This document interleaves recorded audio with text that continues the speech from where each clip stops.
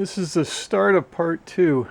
Yesterday I did some wiring, some of the non-electrical wiring. So back when we first brought power out to the pole barn, in addition to bringing power, I had internet, I had some coax just in case we were going to use that, and I had a 3-way light switch all dropped in the same trench and brought from the house down to the pole barn.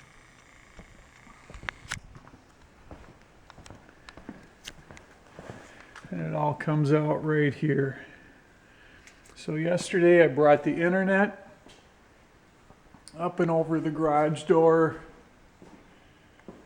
up to where my wireless router, I'll have that sitting on a shelf. I've got 2 electrical boxes up there. One will be for power, that top one, so I'll just have 2 outlets to plug in anything I need to up there for the router, and then that bottom box will be all of my internet cables, so it's all Cat 5.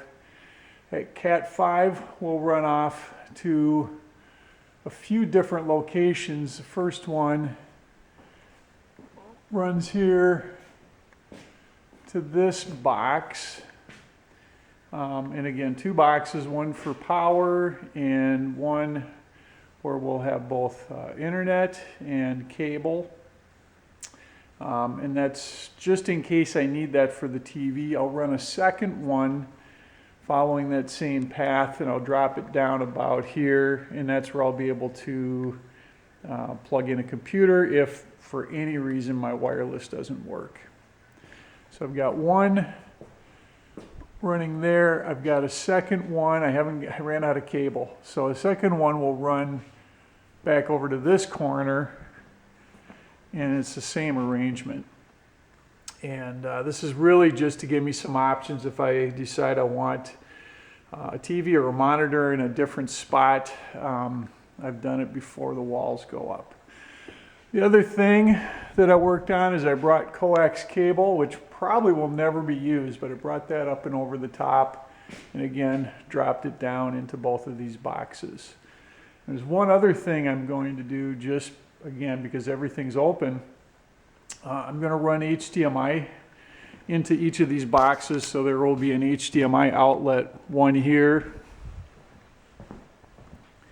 and another one down here, as well as 2 connectors that'll go down here in case I want to feed those from the computer, and so I'll be able to run right or left off of that. So again, I have no idea if I'm going to use this or not, but if I don't do it now, it will be very difficult to do it later. So I've got to get some more materials before I can finish that work. So next, what I intend to do here is to beef up this the ceiling joists. So what I need to do is run, let's see, I've got 1, 2, so I need to run another one this full length, another one down the middle of this bay, and one more here, and that will give me good structure to put my steel ceiling up. So let's get going.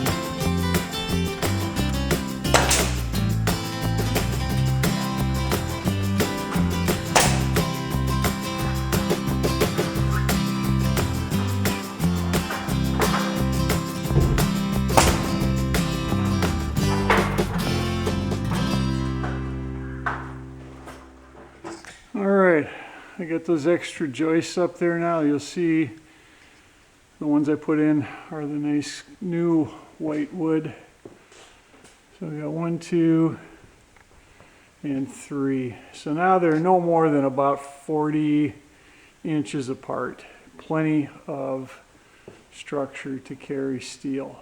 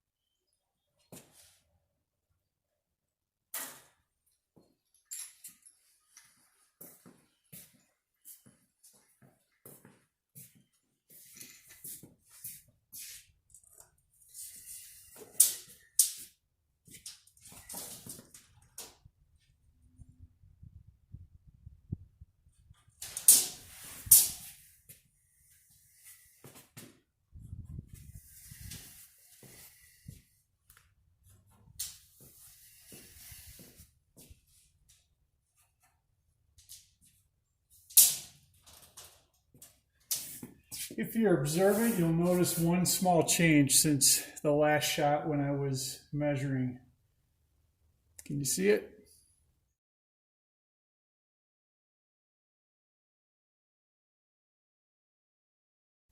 All right, let me point this out. It's a rookie framing mistake. I took a measurement to start laying out my electrical boxes, and I discovered that my studs, while they're 16 on center, I started it right off of the corner, didn't account for the fact that one of those pieces of plywood that's 8 feet long is going to end up just short of this stud. So I added an extra stud at 8 feet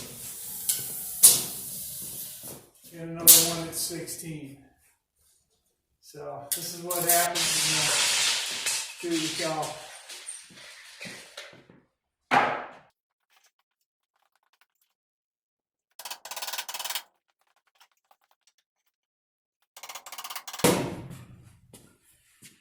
I'll be doing my 4x8 sheets starting from the bottom, working my way up, and I'm setting these boxes at exactly 4 so that I only have to notch out the top part of each of these sheets and the next sheet won't be notched. Make it a little bit easier.